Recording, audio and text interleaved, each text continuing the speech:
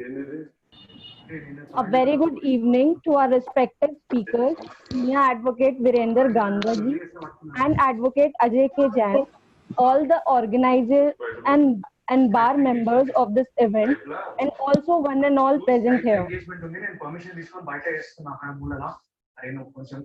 Can you please switch off your mic? I request the audience to kindly mute their mic.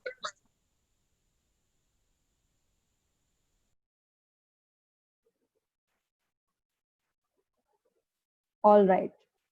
I'll start again. A very good evening to our respective speakers, Senior Advocate Virender Gandhaji and Advocate Ajay K. Jainji, all the organizers and the bar members of this event, and also one and all present here.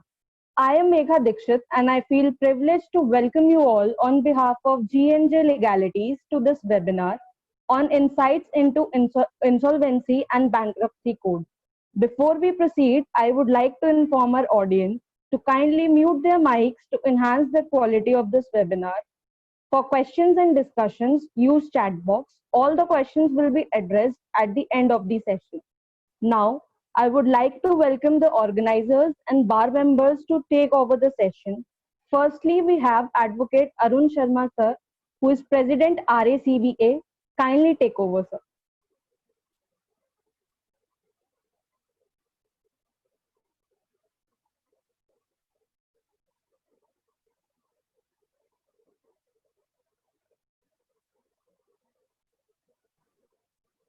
Arun sir, please unmute yourself.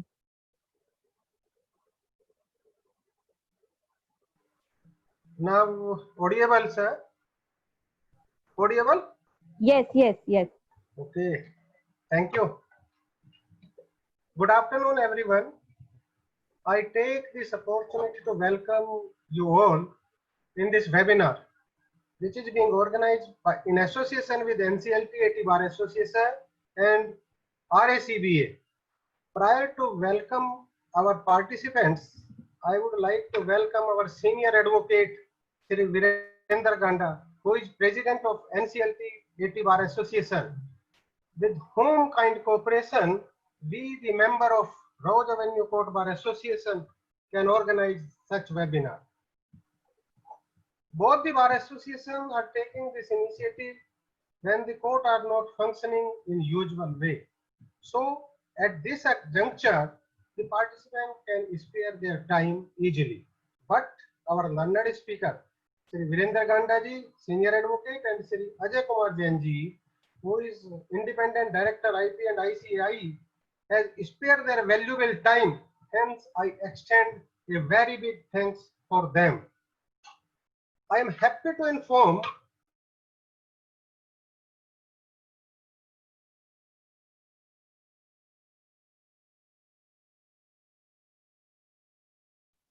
Arunji, please kindly unmute yourself. You're on mute. How it is possible? I think it is some technical problem. Okay, sir.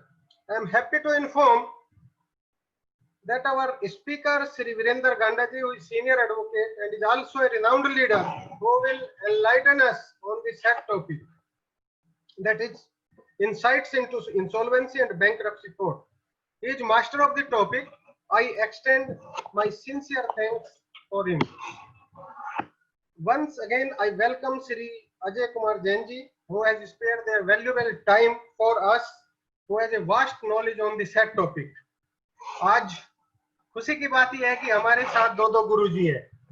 कल मैं सिद्धार्थ जी को अपने secretary साहब को ये कह रहा था कि गुरुजी की महिमा तो भगवान से भी बड़ी है। गुरुजी, मुझे बचपन की एक याद आ रही है, जब हमारे गुरुजी पढ़ाते थे उस समय, बड़े बचपन 5वीं 6वीं क्लास के शायद हम स्टूडेंट रहे होंगे। उन्होंने एक दोहा सुनाया था कि गुरु गोविंद दो खड़े काके लागो पाए, और बलिहारी गुरु आपने गोविंद दियो बताए। तो आज गुरुजी, आपके चरण कमलों की वंदना से मैं चाहता हूं समय समय पर हमें इसी तरह से अनुग्रहित करते रहे और सभी दर्शकों का मार्गदर्शन भी करते रहे। विद्यादान बहुत बड़ा दान है। विद्यादान से बड़ा मैं नहीं समझता कि कोई भी दान है।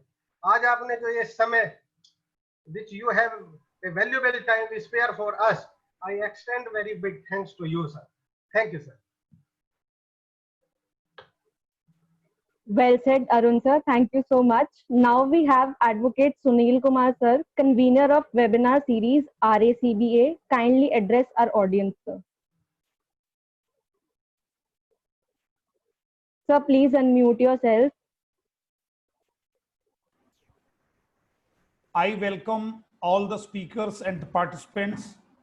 Being convener of the webinar series initiated by Rouse Avenue Bar Association in association with other organizations, I am pleased to inform that we have organized 3 webinars, and the present one is the 4th in the series.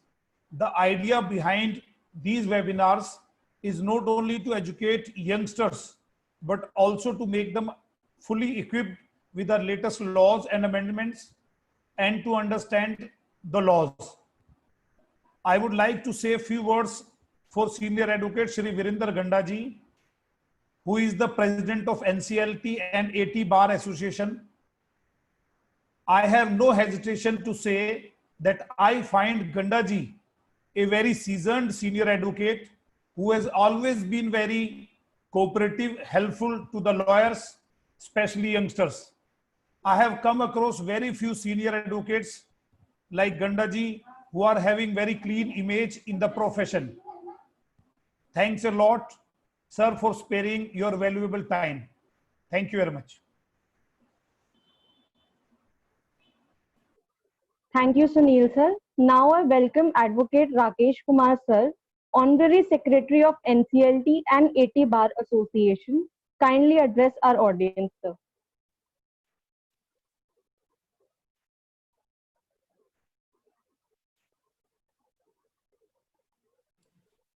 Rakesh ji, kindly unmute yourself, please. Good evening, everyone. Welcome to this webinar being organized by G&J Advocates.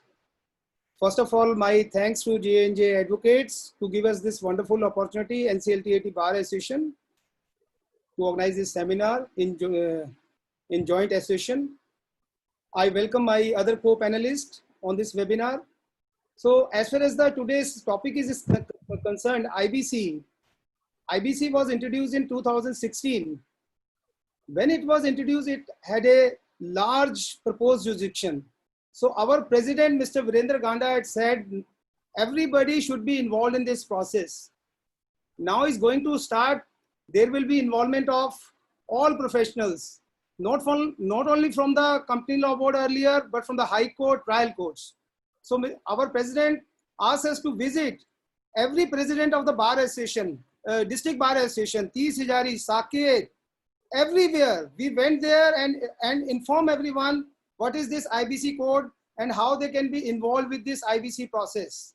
So we involved everyone. Not only that, our bar association, NCLT Bar Association, organized various seminars and aware what is the process and what are the opportunities. So this IBC code is a wonderful opportunity for the lawyers. Our bar is continuously putting efforts to organize seminars and to make aware everyone.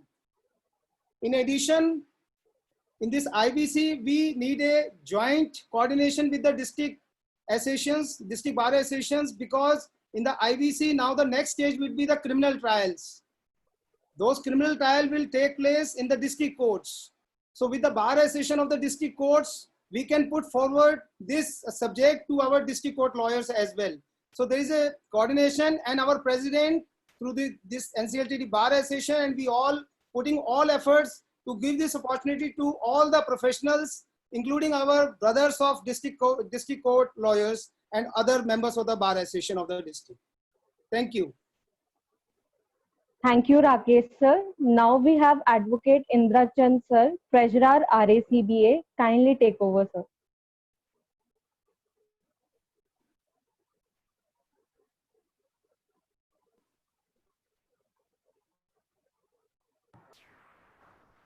It gives me pleasure to see that though we are a new bar association, but we have been able to come out with a program such as this webinar series for our young members and advocates. Benjamin Franklin once said, an investment in knowledge pays the best interest. He knew the value of constantly becoming more knowledgeable. In fact, just about every successful person in the world has one thing in common, that they are constantly reading and educating themselves on a daily basis. Albert Einstein, the genius, said, once you stop learning, you start dying. Depth of knowledge is most important in the profession for a number of reasons. This association is therefore organizing a series of webinars. My friend Advocate Sunil Kumar is the convener of this series. This is the 4th webinar which is being organized under his convenership. He is a good organizer and coordinator. We are such a dedicated team and we have support of all of you. We are thus bound to make a mark in laying the proper foundation stone of this bar association. Hope you all will benefit from this. I thank Senior Advocate Virendra Ganda ji for sparing his valuable time for guiding us. Thank you very much. Thank you, sir. Now I would like to welcome our main speaker, Advocate Ajay K. Jain, sir. Sir is a practicing advocate at Supreme Court of India, various high courts, DRT, DRAT, NCLT, and NCLAT. Sir has experience of around 38 years of practice in law, and his experience areas include constitutional law, contracts, taxation, property and commercial law, and economic offences. He has specialization in corporate affairs, corporate restructuring, insolvency, recovery matters. Sir is an ex-legal advisor of Tuberculosis Association of India and ex-member of Ethics Committee, Medical Council of India. I welcome you, sir, and I would also like to thank you for giving us the opportunity to hear you and learn from you. Sir, I request you to begin with the session. Thank you, everybody. Friends, let me first of all say that we are now faced with this pandemic, Corona, which everybody is put at home and we are all sitting idle. So this is the best time to learn. Now this Act, Insolvency and Bankruptcy Code 2016, seems to be a very a novel code. Now this has come into being after the government has experimented with various other legislations and they found that it could not fit in and meet the expectations. Earlier the government came out with a code known as Sick Industrial Special Code, Special Industries Code, but that did not fulfill the criteria, they did not fulfill the expectation. Everybody went and parked themselves in the BIFR, Board for Industrial and Financial Reconstruction, and the banks were not getting their money back. The economy was suffering. Accordingly, the government came out with this policy and involved the Insolvency and Bankruptcy Code 2016. And with this code, they tried to get together all insolvency laws, which are all over the country, into one compact package and a time-bound package. Now let us understand what is this all about. Now for the very first time, the concept of debt and default has been put in. Debt, everybody knew what a debt is, that when you owe somebody some money, then that's a debt. Now that has been crystallized under this Act. Then there's a case of default. If you don't make payment, then there's a default. So now this code has crystallized everything together in one place. Now this code also has a non-obstante clause that notwithstanding in any other law for the time in force, this law will prevail over everything. Now before I go into the other aspects, let me quickly take you to various features of this code. One of the features of this code is it's a comprehensive law, covers all individual companies, limited liability partnerships, etc., insofar as they deal with insolvencies. Now let us ask the question, what is the insolvency? That's the natural question which will come at what is insolvency. Insolvency is inability to pay debt. Yes, you owe the bank money or you owe Mr. X some money and you are unable to pay. Now this is a code which enables you to reorganize yourself and come out with a way to make payment to others and come out of your hardship. Under the code, there are two authorities prescribed. One is the adjudicating authority, which is the National Company Law Tribunal, and there's the appellate authority, which is the National Company Law Appellate Tribunal. Now the roles of both of them are defined in different spheres. Now before I go into this, let us see what is a debt. This Act has defined what a debt is under section 312.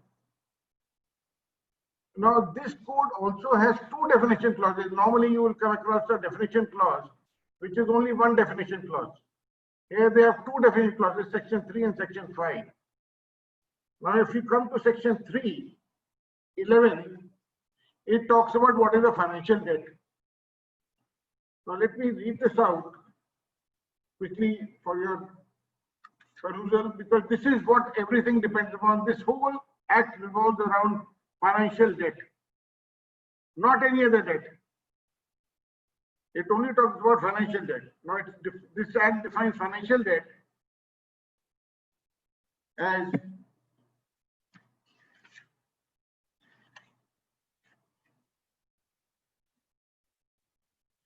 a liability or obligation in respect of a claim which is due from any person and includes a financial debt and operational debt.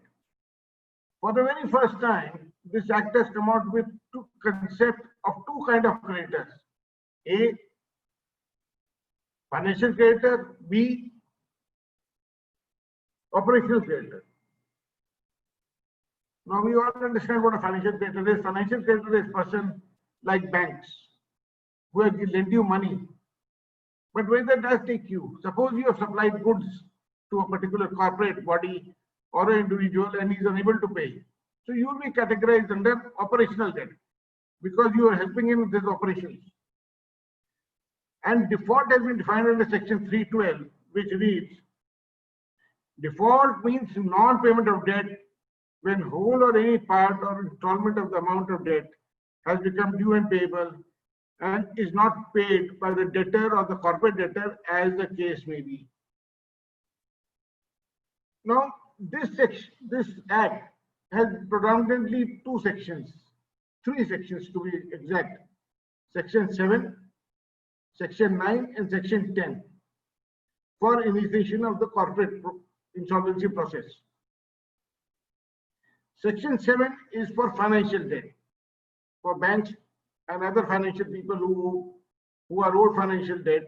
They can invoke the section by filing an application under Section 7. For operational creditors, you have to find it under Section 9, and the corporate debtor himself can go under Section 10 and say, hey, I am unable to pay my debts. I want a reorganization, give me a fresh start. So therefore, look after me, nurse me.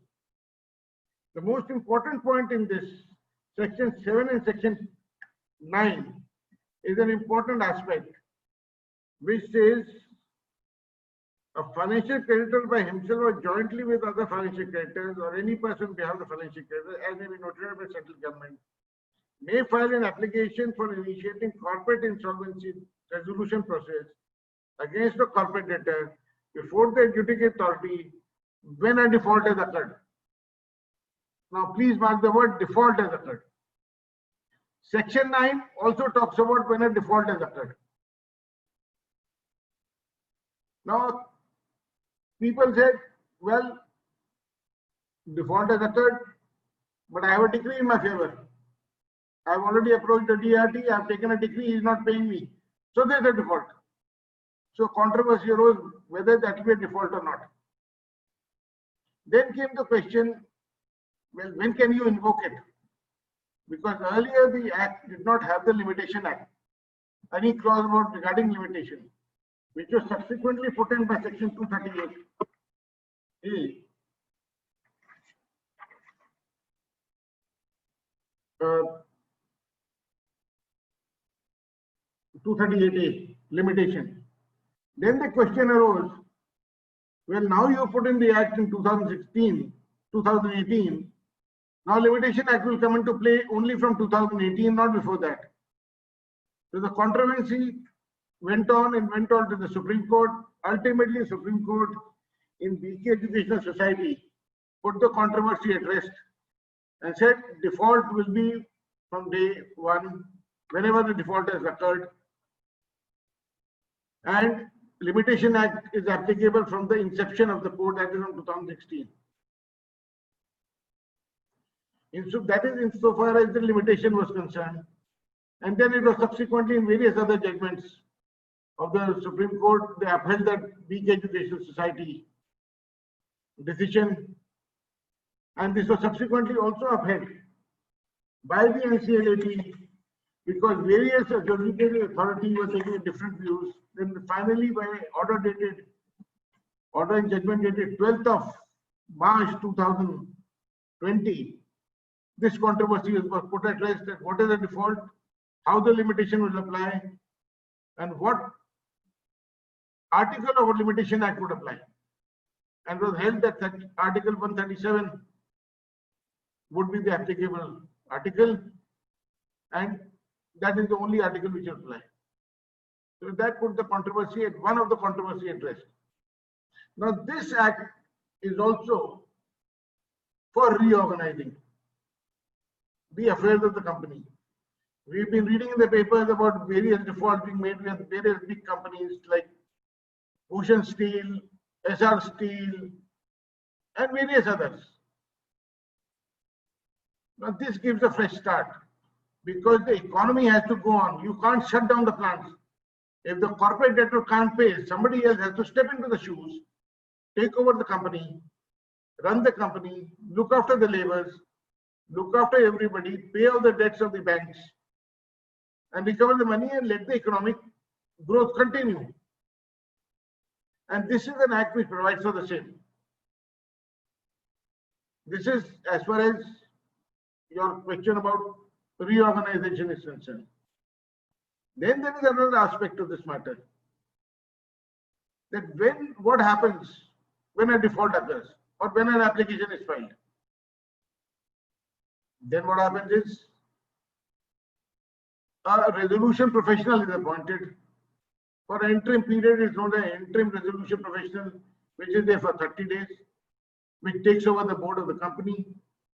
The board stands superseded. He becomes in charge of the affairs of the company, and he runs the company as a going concern. After 30 days, he can be put in as a resolution professional, or somebody else can come in and take over the company, depending upon the committee of creditors which are formed meanwhile to look into the affairs, and they can take a decision who has to continue. Therefore, the most important role which has been played throughout in this act is of the resolution professional. I think my learned senior colleague, Mr. Ganda, would go into detail on that aspect. So a resolution professional will take over, he will run the company, he will do the needful. This is the bird's eye view of the whole act. With this, I conclude. I request Mr. Ganda to take over from here.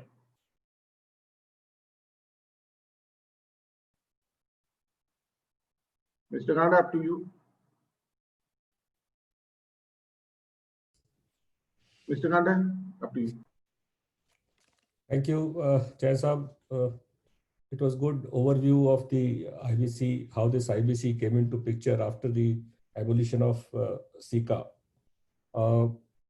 Before I come to the actual subject, I must first of all thank the organizers, particularly Mr. Arun Sharma, who was very kind enough as a president of the Rouse Avenue Bar Association, because we wanted to reach the other bars through some process. Siddharth and Arun, I mean, they are the good contact, and Indra Jayachand, of course, and Sunil, of course, is the bridge between the two bars. So we have been able to, at least because eventually, as Rakesh, my colleague of the bar said, that eventually a lot of litigation of IBC will travel to the criminal side, because that process, probably the time has not yet come. There's a lot of criminal sections in this, and that process will definitely start. There's a controversy on that, whether the criminal court will have a jurisdiction or NCLT of its own also can pass the criminal act. But anyway, that stage has not yet come. So there are controversies. There are some judgments also NCLT has passed. The general feeling would be that the courts of actual criminal jurisdiction like CJM and session judge, they alone will be able to hold the trial. So at that particular stage, it will be very relevant for the, particularly the lawyers practicing at district court lawyers to get themselves abreast and updated with this new piece of legislation. I also see some familiar faces in the audience, for which I may mention. I can't take all the names, but yes, Mr. Krishan Kumar, our colleague on NCLT Bar Association, Mr. Rajiv Bahal, I see Mr. Sachdeva, Rakesh, of course, is one of the organizers. Dheeraj Chaudhary also I see somewhere. So a lot of familiar faces who are quite active in this practice. So maybe during the question answer session, they should also, participate, so that the participants can get the benefit of their participation. Now, one more thing before I go into the technicals. See this as a bar member. I mean, we know what difficulties the lawyers have undergone during this last 4 or 5 months, and particularly younger lawyers, who have yet to establish themselves in this profession. Some of them have come from outside, some of them are in employment, some of them are of their own. So the NCLT and AT bar were cautious of that, and we tried to reach out to them, and whatever support we could give it to them. We tried our best to extend that support, but the problem is very large, so the solutions also cannot be very easy. We can only sympathize, and we can only say some good words and saying that yes, in case of any emergency, in case of any difficulty, if we are not able to reach you, but you please kindly contact us, and we'll be too pleased to extend that help to a particular person in case of emergency. One more thing, what we did, see initially, you would maybe you're not aware, the NCLT and the appellate tribunal, they did not have the facility of e-filing, and they did not have the facility of e-court also. So the chairman spoke to me. He says, now, with the help of NIC, we are able to start at least 2 courts on virtual hearing. This happened about last month. And he not requested, I mean, he suggested, and we gladly offered that because some of the lawyers may not have that facility of virtual hearings of their own. Of course, these days laptop and all is very common, even phone also is usable, but sometimes even the this kind of facilities are not available. So with the help of the chairman, we had set up a particular one terminal, and we have provided a laptop there, so that if anyone doesn't have that facility of his own, he can go to those premises and attend that virtual hearing, and should not miss on to that because of the lack of facilities. Now, having said all that, this has all been possible because of the cooperation and because of the assistance and the help which I have been getting from friends like the organizers of this bar and other colleagues in my bar. So I must thank all of them for extending great support. Now, coming back to the specific topic of IBC, Mr. Jain has given overall bird's eye view of how the legislation has come into existence. Now, I would like to deal with few specific issues. One issue I had recently dealt with in very much detail, that how this IBC relating to the real estate sector has been different than the IBC CIRP relating to other sectors. I'll briefly touch upon that because that seminar which I'm talking about, it was exclusively on that real estate sector. So I won't like to repeat that because some of you may be common participants also.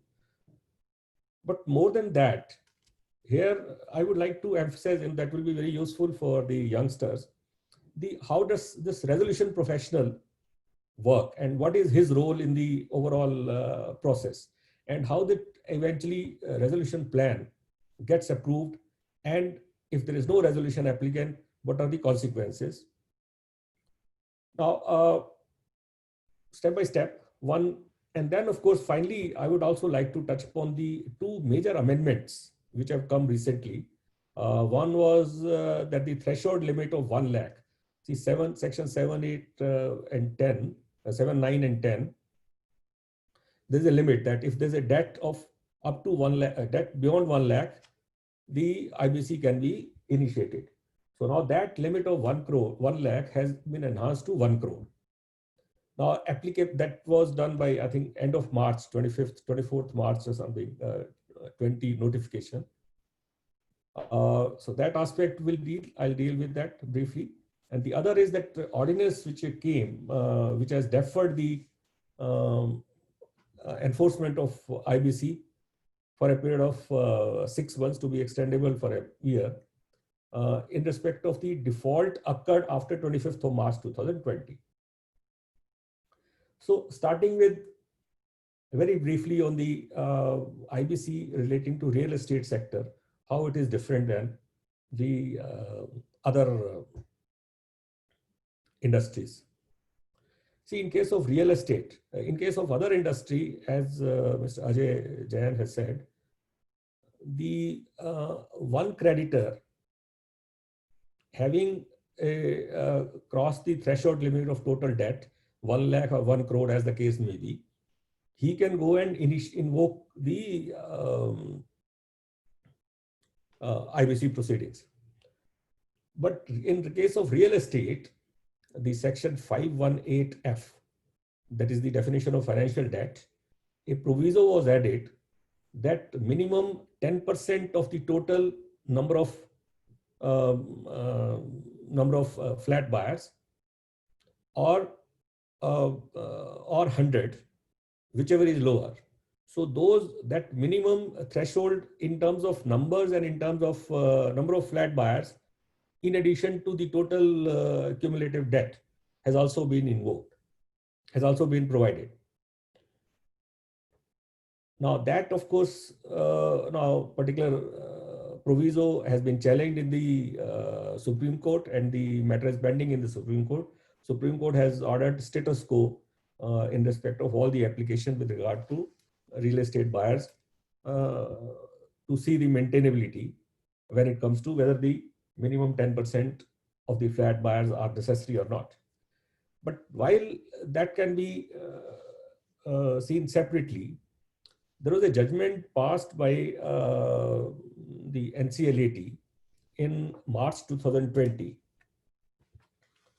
just before the lockdown. This judgment's name is Flat Buyers Association, Flat Buyers Association, Winter Hills versus Umang Realtek. Now, in that judgment, very peculiar thing has been held. The judgment actually dealt with the peculiar aspects of the real estate industry, that this company will have multiple projects. So some projects may have been implemented properly, but some project they got stuck. So what it has been held is that two things. One is that in this real estate, the opportunity should be given back to the promoters who with the help of resolution professional and some outside financer, should try and complete the project. So that means resolution process should be handled by a reverse process by the promoter himself with the help of resolution professional and with the help of some outside financer. The reason for this was because unlike the financial institutions who have the wisdom to analyze a particular plan, the flat buyers will lack that particular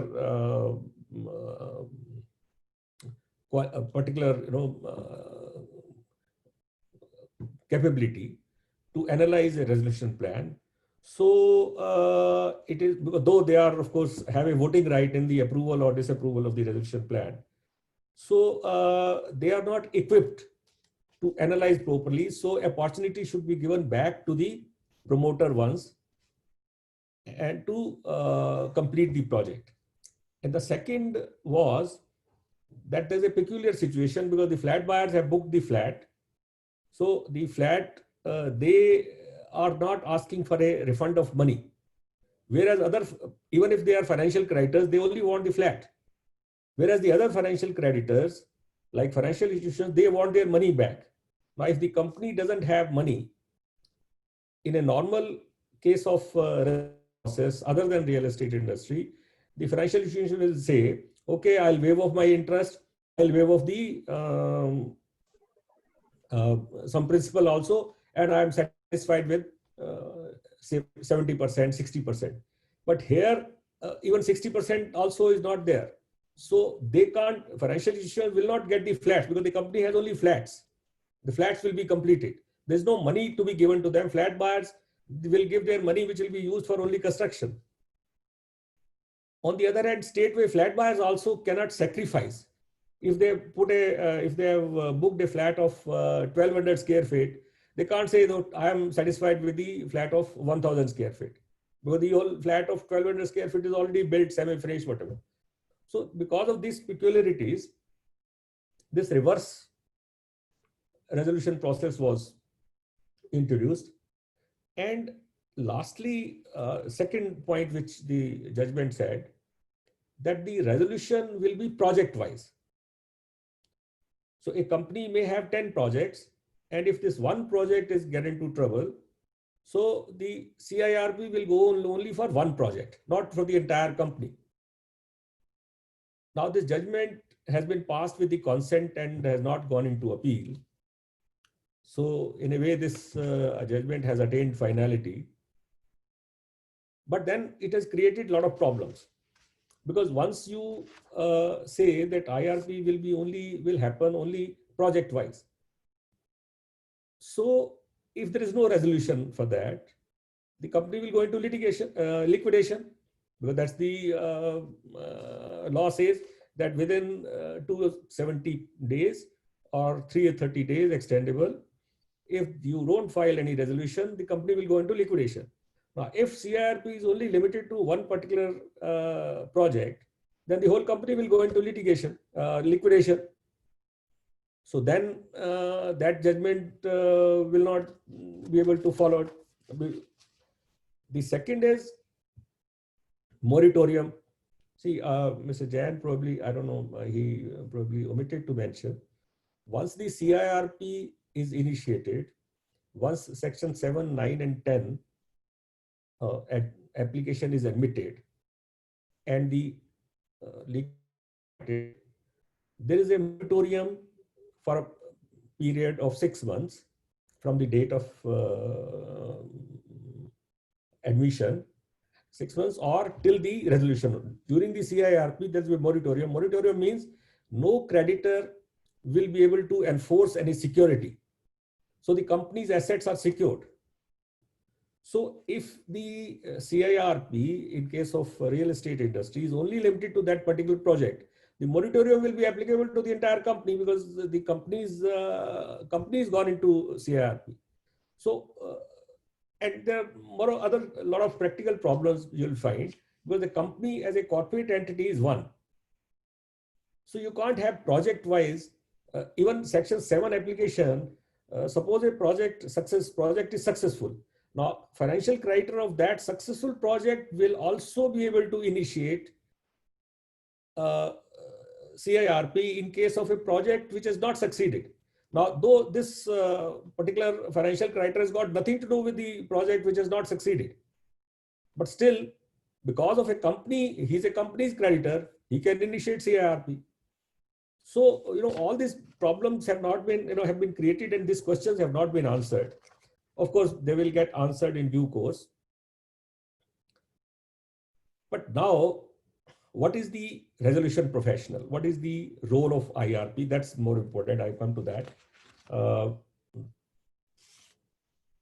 See, resolution professional, I mean, most of you, I think quite a few of you must be registered also, is a professional who undergoes a, I think, dedicated test conducted by the IBBI, Insolvency Bankruptcy Board of India, and he registered as a resolution professional. He is eligible to be appointed as a RP for any company.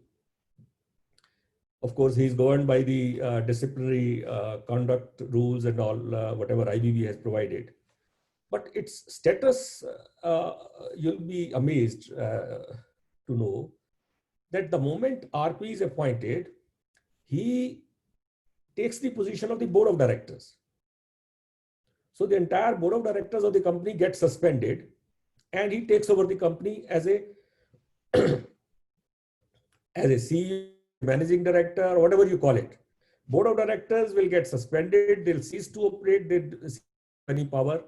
The whole operations, all operations are taken over by the resolution professional as a CEO. And the first and the foremost duty of RP is to keep the company as a going concern. Now, see, unlike, because CIRP is not a recovery proceeding. Initiation is done by the creditor. Once the initiation is done by the creditor, then all the creditors get together. That is the duty of RP. RP first will ensure that the company runs as a going concern, and RP will make out a list of creditors within 30 days. What are the other creditors? Who are the other creditors? So the creditor who has initiated the CRP, his role is over. Now all the creditors will be listed, collated by the RP, and out of those, financial creditors will form part of a committee of creditors. So RP will constitute the committee of creditors, which will consist of only financial creditors. Now, if the company doesn't have any financial creditors, then there's a procedure that how the COC will be constituted, operational creditors, top so-and-so and all. That anyway, that's again going into detail. But the fact is that the RP will constitute the committee of directors. RP runs the company as a going concern, and that committee of creditors meetings will be chaired by the RP. RP is the chairman of the committee of creditors, where of course the promoters also will be invited. And then RP has an authority to appoint anyone. If he needs some production help, he can appoint a technical man. If he needs some help in marketing, he can appoint the sales team. He can also take the assistance of the existing team. But most likely, the existing team, will be more loyal to the ex-management. So whether they provide sufficient support to the RP or not, that's of course, judgment which RP will have to make. But RP has a power, and if he finds that any ex-employee or any ex-promoter or even statutory auditors or any other person who's expected to support RP to carry out the CIRP process, and if he doesn't provide that support, RP has a right to go to NCLT and say that Mr. So-and-so is not cooperating. And in that case, NCLT has a power to make sure that that person comes and he extends the full support, whatever. And if he doesn't do that, then of course consequences of, whatever the consequences they'll follow. RP will have an access to the books of accounts, entire books of accounts, not only in his own possession, but also in possession of somebody else. Suppose the statutory books or the books of accounts are lying with the statutory auditor, because some of the companies, they don't have their accounts within their office. So so RBI will have access to that particular office, and they can access, RBI will have an access to those books of accounts.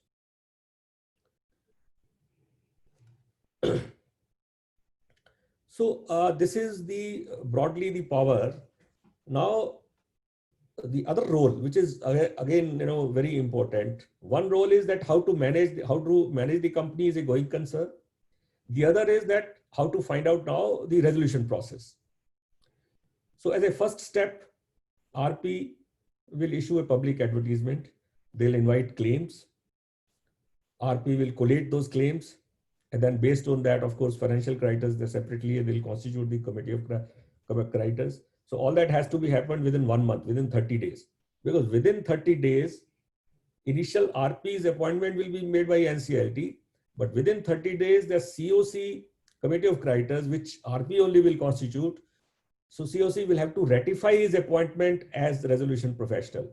The first appointment is called interim resolution professional. And once the CP, committee of creditors, they ratify, then he becomes the resolution professional. So within 30 days, his own appointment will be ratified. His terms of remuneration, etc., will be decided.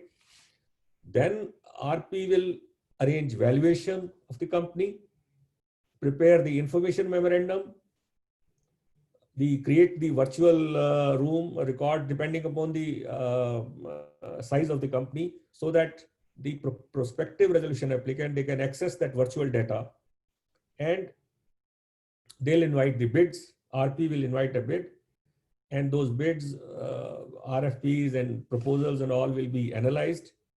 They'll work out RP will work out the evaluation matrix, and then finally put up before the COC for any viable plan in the order of priority, which is the best plan, that will be put up before the COC for approval. Now, second is, if within a given period of 270 days, no resolution is found,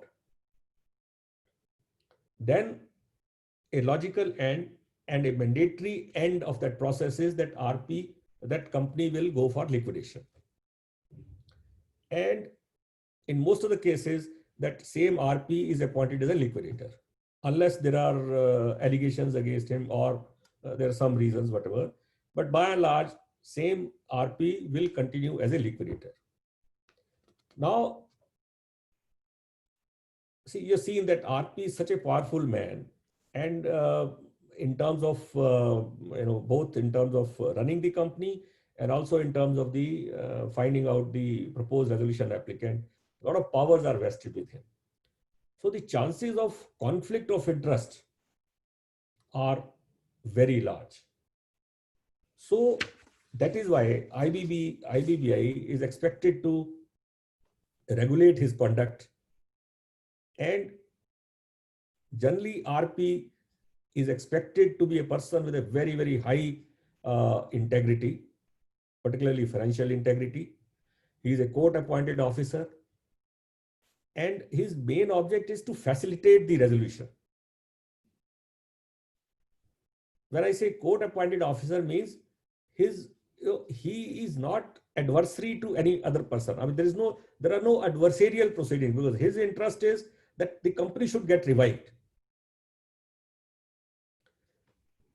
Now, his personal interest will come in a conflict with him, because if he gets a resolution applicant and the plan is approved, NCLT also has approved the plan, but if he tries to poke some nose into its implementation,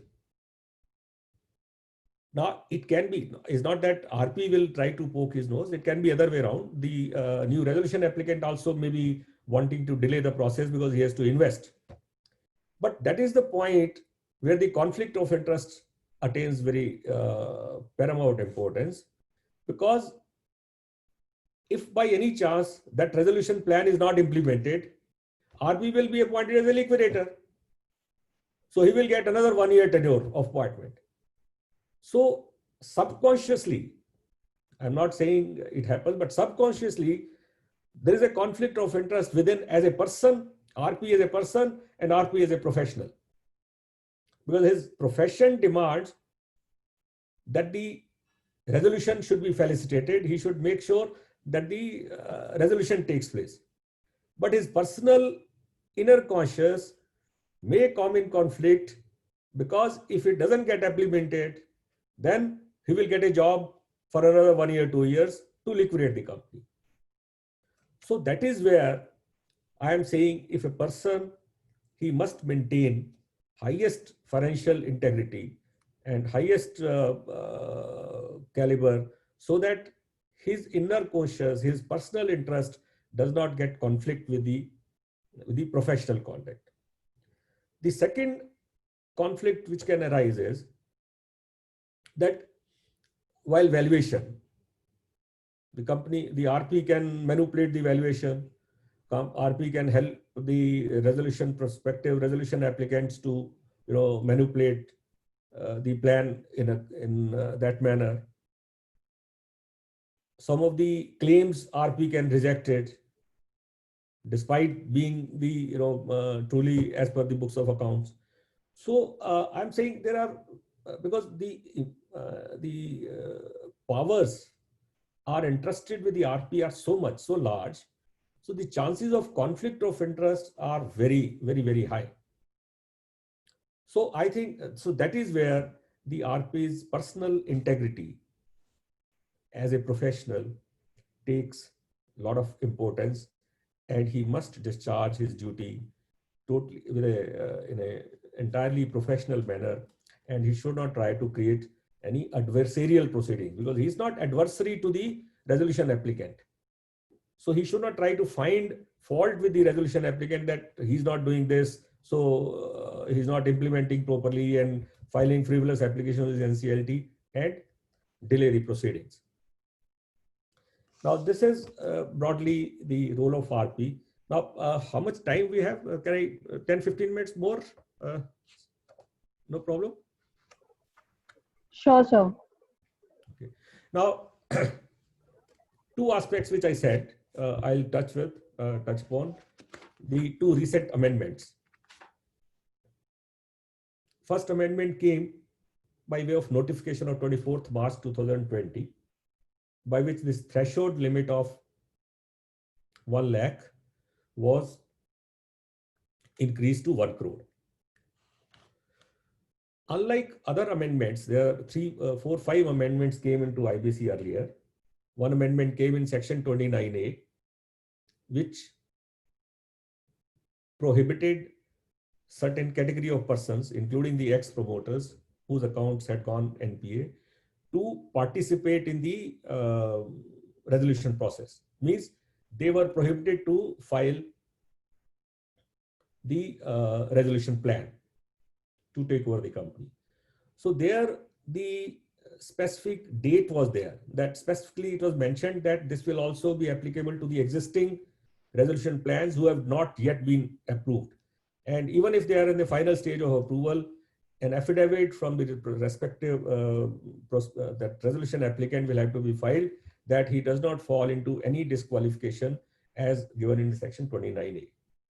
Same way, section 58F, when the proviso was added in terms of real estate buyers, that the flat buyers also will be termed as the financial creditors. So there also it was made clear that that will be applicable even to the existing applicants. But unlike those amendments, in this case, what happened? The increase the threshold limit of 1 crore, but there's no date mentioned that from which date it is applicable. In fact, the law says that where the 1 lakh was provided, that 1 lakh or such other sum as may be prescribed by the central government from time to time, not exceeding 1 crore. So that was the provision in the law. And by notification, the government has enhanced that 1 lakh to 1 crore. So there's no, I mean, in a way, it is not a substantive amendment to the section. It is by way of delegated legislation, by way of notification. The amount of 1 lakh has been enhanced. without specifying any date, that which date it is effective. Now, all of us know very well that when a particular amendment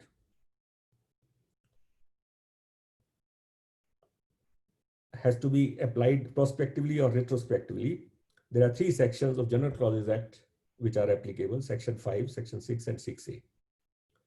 Now they say any statute which will come into force on the date on which the President gives his assent, so from that date prospectively it will be applicable, or it will be applicable from the date as specified in the notification or in the particular amendment.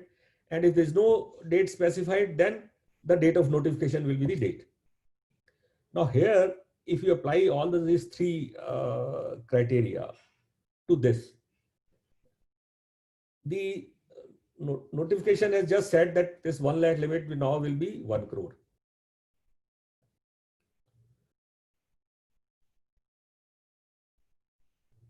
If you but as on that particular date of notification, which is 24th March 2020, there is a lot of work in progress. Why work in progress means some of the applications filed maybe somewhere in December or even 1 year before, those applications are not complete. See, when section 7, 9, and 10, if you read, the NCLT will say that once the application is complete and the default is determined, the NCLT will pass an order of admission. Now, application is complete. Now, the date of filing, suppose even if it is 1 year back, but the application is not complete, NCLT has not even seen whether the application is complete or not. So, 24th March, this notification came. On 27th of March, NCLT will see whether that application is complete or not. At the time of date of filing the application, the threshold limit is 1 lakh. But as on 27th of March or as on 25th of March, the threshold limit from 1 lakh has gone to 1 crore. So whether NCLT can pass that order. Now, so prospectively and retrospectively will have to be seen whether on the date of application or the date on which the NCLT is applying his mind and seeing whether the application is complete or not, and then pass the order. So this is the issue which has not been decided. Now, there can be another controversy because Supreme Court has dealt with this, that if there is a substantial amendment, if the substantive law has been amended, then it will have to be prospective, it can't be retrospective. But if it is only a procedural amendment, that will have to be retrospective. Now, these two principles also, if you apply, here the substantive law has not been changed. The amendment has come only by way of a notification, by way of delegated legislation, but still the effect is the same. Because the effect is that vesting of right, whether by way of substantive law or whether by way of the notification, the substantive right has vested in the particular applicant. Now, the substantive right to make an application has vested, the example which I gave, 1 year back, but the right to admit or reject vest in the NCLT on 27th of March. So one is the right to apply, the other is right to admission. So right to admission has occurred only on 27th of March when NCLT is viewing that application, whether it is complete, not complete, default has happened, not happened. So there is a controversy. Now, to view that controversy, there are two judgments which have come so far. One is the Calcutta bench of NCLT. Calcutta bench of NCLT has said that the date of application is important. So even if the order passed after 24th March, the date of application, if it is so if So that means if application is filed 1 year back and the threshold limit is only 1 lakh, so even a person creditor of 10 lakhs is entitled to accept or entitled to file, invoke the CIRP. Even if the NCLT passed an order after 24th March. To my mind, that order is not in line, but of course, unless it is appealed against, that's what we have to face with. To my mind, the right to admit will accrue only when the NCLT applies its mind, when the NCLT says that application is complete or not complete. And if the NCLT is applying its mind after 24th March, now it will draw its power only after 24th, the statute which is in force or after 24th March. And after 24th March, NCLT does not have a power to accept or reject the application if the amount is less than 1 crore. Now, another judgment which has come by Chennai bench, there also it has said that prospective, but there the application was heard after the heard and reserved also before 24th March. So if an application is heard before 24th March, filed of course before 20 March, order passed later on, that also they say since the application was filed and heard before 24th March, so less than 1 crore will be applicable. Now these are the two judgments which have come, but we'll see now how it works later on. The lastly, just take 5 minutes, the ordinance. The ordinance come on 5th of June 2020, which says that the operation of IBC will get suspended for a period of 6 months, and it can take place, it can be extended for 1 year also. Section 10A has been added, which says no application under IBC to be filed for any default which has occurred on or before 25th March 2020 for a period of 6 months. Now it says default occurred after 25th March 2020, no application under IBC will be filed. This is section 10A language. And then they say no application shall ever be filed if the default has occurred after 25th March. So the combined reading of both the provision is that if the default happens after 25th March, then no application will be able to file under IBC. Another amendment by way of ordinance is section 66(2). 66(2) is a section which authorizes the resolution professional to find out and identify the transactions which are held by the ex-promoters to defraud the creditors. Now 66(2) say, the 62 has been amended by this ordinance. He says no application for any transaction or business carried out with an intent to defraud the creditors for any fraudulent purpose will be filed. So that means by way of this ordinance, I mean, both the things, both are, I would say, they are totally, ridiculous, I would say. Firstly, the reason of this ordinance was specifically that since because of this pandemic, it will be difficult to find the resolution professional, resolution applicants. It will be difficult to find the resolution applicants for CIRP. So that is why this ordinance has been passed, that any default after 25th of March will not be able to, will not be a default. Now a question is there, if a default occurs on 24th of March or a default occurred in January 2020, the resolution applicant, the stage of finding the resolution applicant will come much later. So, I mean, why 25th March? If the default happens in January, for that you'll be able to find a resolution applicant, and the default occurs after 25th, you will not be able to find a resolution applicant. So I don't know what is the logic of this 25th March. The second is, it is a amnesty to the promoters that even if existing applications, the RP will not be authorized to file applications for fraudulent transactions. Now, both these amendments are, I don't know what is the object, but to my mind, they are totally, contrary to the policy for which the IBC proceeding is, IBC Act was enacted. Because, see, existing applications, once you file an application, there's a process.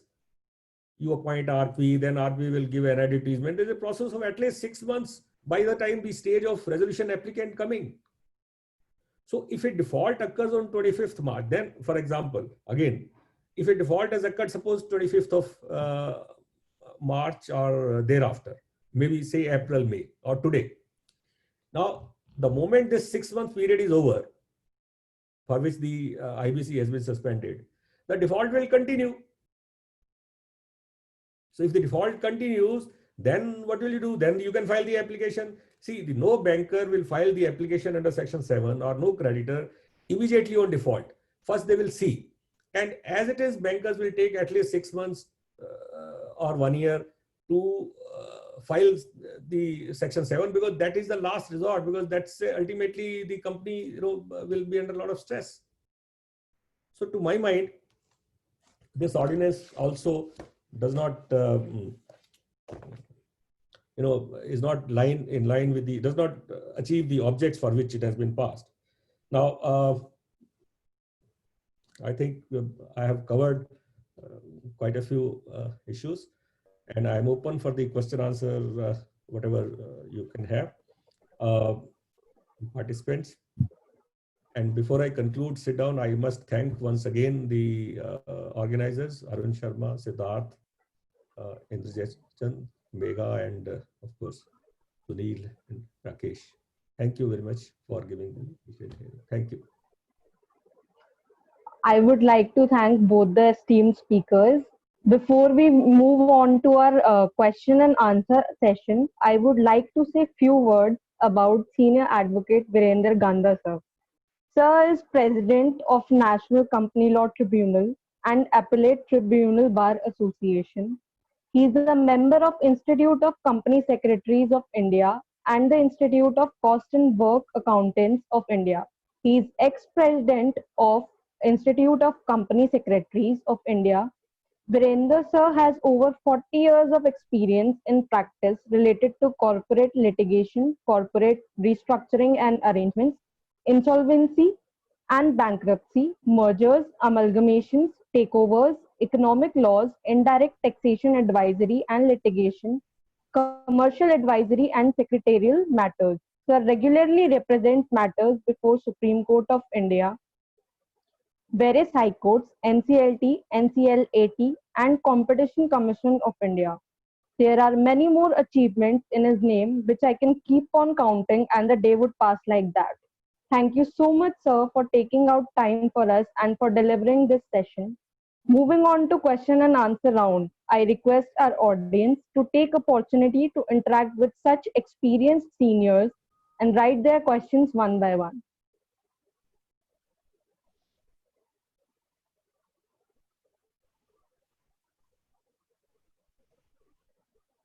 We have already got one question. Why financial creditors given more priority in comparison to operational creditors in insolvency process?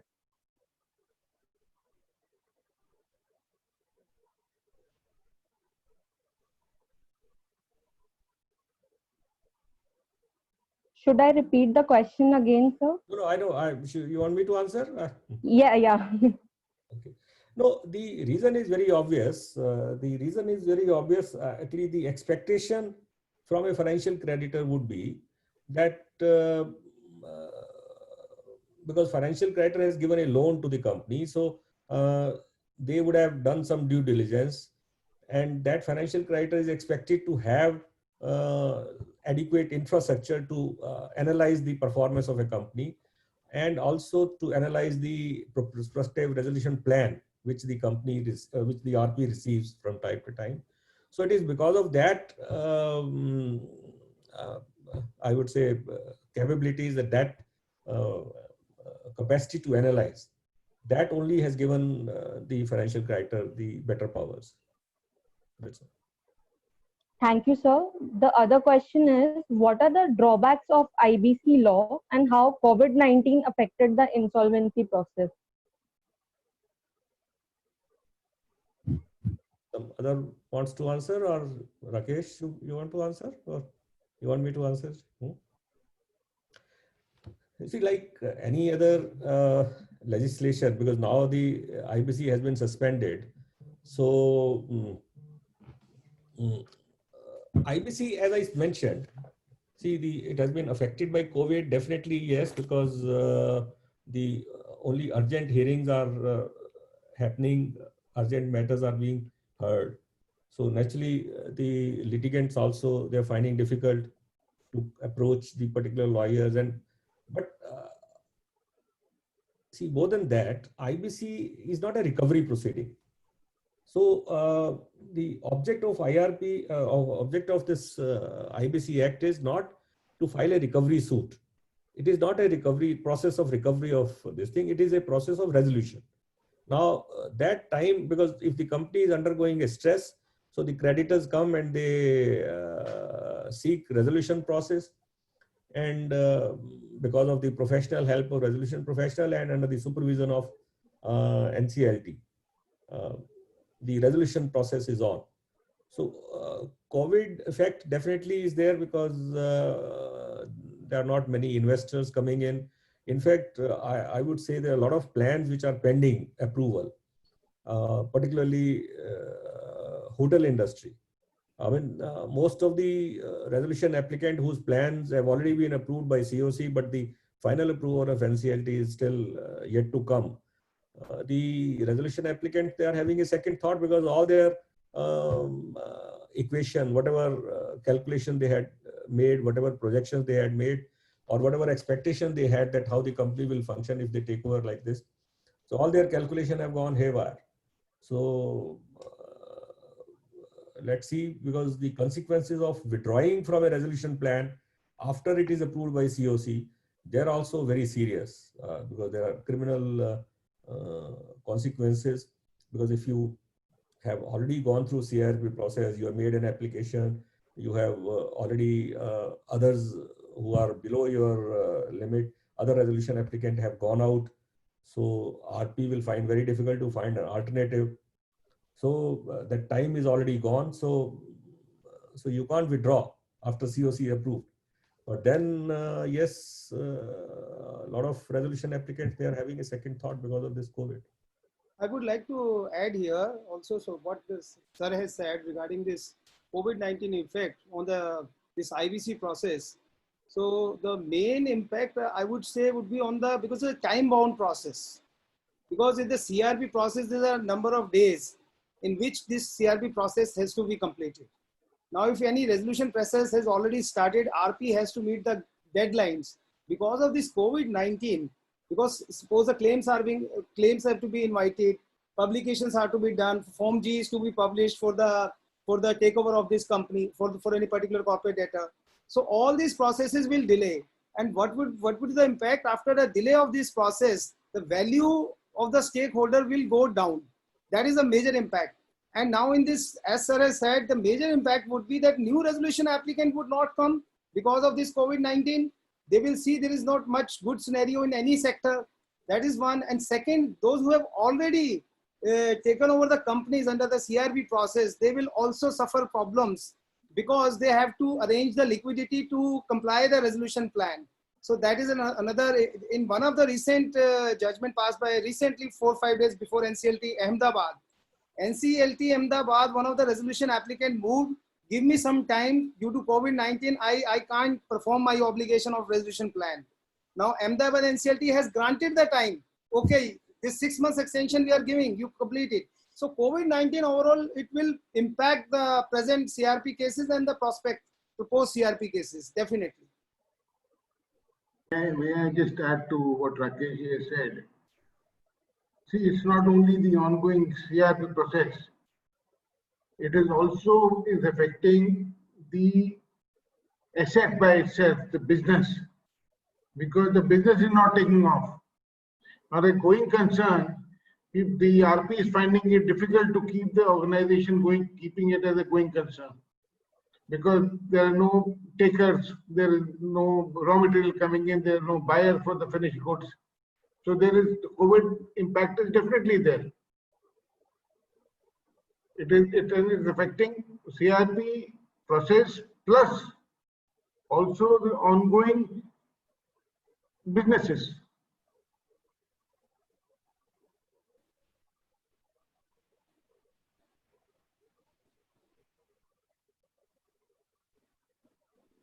Yes, Megha, please. All right, all right, all right. Thank you, sir. The next question is it right to include home buyers as financial creditors under IBC? They're they're they're already home financial creditor because of the amendment came in 2019. They were already included in the category of financial creditors under the IBC code. Okay, thank you, sir. In The next fact, let me just add here. Add to this, In fact, this issue, whether they were financial creditors because of amendment or before that, has been answered by Supreme Court saying Yes. that they were always the financial creditors because they have already lent money. that's right. In the case of Pioneer, they have held that no, amendment only clarifies. That's Rather, right. Honorable Supreme Court had said in that judgment, there was no need even for the amendment for this. They were the financial creditors. Thank you, sir. The next question is, one of our participants, her name is Srishti. She is saying that I have been reading about the new special insolvency resolution for MSME, which is supposed to be a debtor-centered resolution instead of creditor-centered. How is the new reversal likely to affect the creditors of such MSMEs? No, I think that probably, I don't know, she may have misunderstood. I don't know. But IBC does not provide for that. That may be under the RBI specific circular outside the purview of IBC. That could happen. So there is now recently there was a news that central government is coming up with this new amendment for the MSME pre-pack resolution. In that case, what I've little bit heard about that is that in case of MSME is in distress, so MSME along with the financial creditor, before going to the NCLT or before the adjudicating authority under the IBC, can prepare the plan for the revival of MSME, and that through that in-house process, after agreeing on a certain proposal, then they can go to the adjudicating authority under the supervision. That plan can be implemented, but the only difference is that in case of a general insolvency, after passing of the insolvency order, company goes to the RP. Here, what I heard, the proposal is the company will remain with the previous management, but under the supervision of the NCLT, that how that plan, which has been agreed by the financial creditor, would be implemented. This is what I've heard. Let us see what the government comes up with the new amendment. There was a news, what I read for the MSME. Meghaji, let me tell you one thing. Yes, sir. Please tell the participants the basic difference between this act and the earlier act was that in the earlier act, it was a debtor in possession. Under this IBC, it is a creditor in possession. All right. Earlier, under the Sikh Industries Act, the debtor, that is the promoters, used to be in possession. They used to keep on running the company. Here, the financial creditors, under the IBC, the financial creditors are in control of the assets. The promoters are no longer in the asset. Now, as far as MSME is concerned, no amendment as such has come. But yes, as Rakesh says, news is there that the government considering introducing some new legislation or some amendment to the existing law. Because the government is thinking, because in case of MSME, if the power is taken over from the management, so sometime RP may not reach to the resolution process. For no resolution plan can come. Only it is the previous management who can come up with some plan. So the company should remain with them so that they can deal with the position. This is it's all proposed issues of the government. Let us see how this comes in the proposed amendment. Thank you, sir. The next question is, one of the participants want to know the fate of all the petitions that are filed under section 7 and 9 before various NCLT.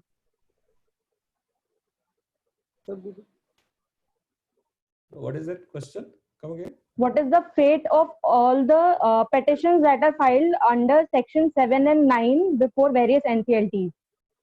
So right now they are all pending, but if any person has urgency, the only, the petitions are being heard in case of urgency. Somebody can file the early hearing application and all. Otherwise, as of now, they get automatically they get adjourned. They're getting adjourned. Otherwise, if Megha, you are asking the question that what would be the fate of the section 7-9 petition which was filed before COVID, what would happen to the, is that the question? If one question, They're just it might be possible because they are asking the fate as soon as the proceedings get into functioning in the regular manner. yes. So yes. what will be done with the petitions like these? The sir has already said in urgent cases they are taking it up, but in normal course it will take time. They are just adjourning all these matters to some other date. But if there is some extreme urgency, then urgent application can be filed and the matter may be taken up. And as far as if the question is separate, the fate is concerned, sir has already explained the fate of the section 7 and 9 before 25th March, before COVID, and post 25th March. Because pre 25th March, any default that would be considered if the cases are already pending before 25th March. And post, one condition is there, it should be more than 1 crore debt. So that sir has already explained. All right. The next question is, can the defaulted company being respondent in the pending binding up petition file application for transfer of the proceedings to NCLT? Yes, yes, that can be done. There is a provision, there was an amendment in the Companies Act 2013. I believe it was in 2019, early months, January, February, that the application can be filed if there is a matter pending before the High Court in the liquidation proceedings and someone wish to transfer those proceedings to the NCLT. Is that the question? Megha?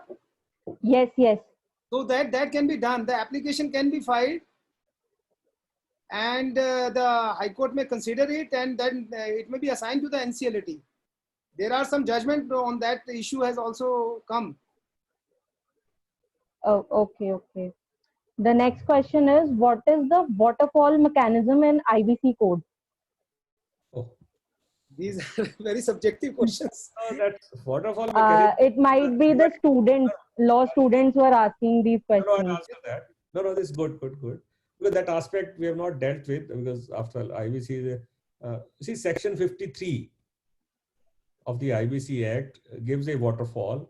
Waterfall means how, in case of liquidation, how the assets of the company will be distributed. Okay, that is in case of liquidation. But in case of the approved plan, when the plan is approved, that also the first priority payment of CIRP cost, first the payment to the CIRP cost, then the payment to the operational creditors. How much payment, that also is a separate formula, section 30 provides for that. Then the payment to the dissenting financial creditors. And then lastly comes the financial creditors. And then in between, secured creditors is also class. So different class of creditors will get, but the first priority is the operational creditors, dissenting financial creditors. That's the waterfall mechanism given in section 53. All right. Thank you, sir. The next question is, Where statutory dues are also coming in. okay. So, yeah. The next question is, can an unsecured creditor stay out of the resolution plan and initiate recovery proceedings for its due later on? Unsecured creditors. Yes, unsecured creditors stay out of the resolution plan and initiate recovery proceedings for its dues later on.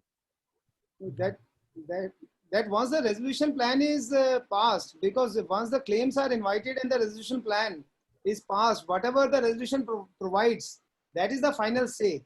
And beyond that, if unsecured creditor, if there is some issue regarding dispute and NCLT give the special permission that even post resolution plan you can continue with the civil suit, then he can. But otherwise, whatever the resolution plan is passed, that is binding on all the stakeholders, including all the creditors, whether it's unsecured, secured, or anyone. Okay, that's all for the questions now. I would like to thank all the speakers for addressing all the questions so nicely. Now I welcome Advocate Siddharth Nanwal sir, Honorary Secretary, RACBA, to deliver closing address. Thanks, Megha. Respected Sir, Mr. Virendra Ganda, Senior Advocate and President NCLT and AT Bar Association, Mr. Ajay Kumar Jain, Advocate Independent Director, IPA ICAI, Mr. Arun Sharma, Advocate and President, Rouse Avenue Court Bar Association, Mr. Rakesh Kumar, Honorary Secretary, NCLT and AT Bar Association, Inder Chandji, Treasurer, Rouse Avenue Court Bar Association, Mr. Sunil Kumarji, Convener of Web Series, Rouse Avenue Court Bar Association, and our most valued invited attendee of webinar, ladies and gentlemen. It's my privilege to have been asked to propose a vote of thanks on this occasion. I, on behalf of Rouse Avenue Court Bar Association, NCLT and AT Bar Association, entire team of G&J Legalites, and on my own behalf, extend a very hearty vote of thanks to all speakers for gracing this webinar with their important work and sharing their knowledge and suggestions today. Thank you, sir. Megha, please carry on.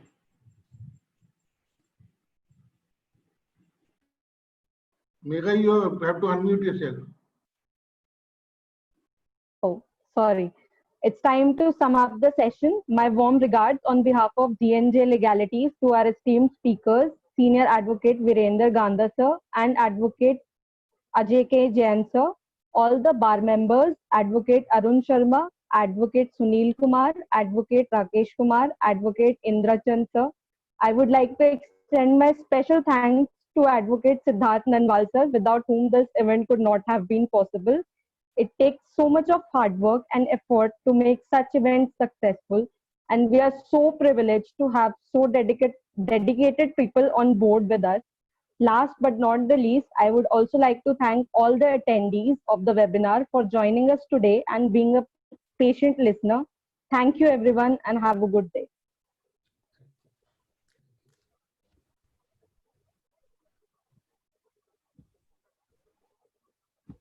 Thank you, Megha. Thank you very much. Thank you.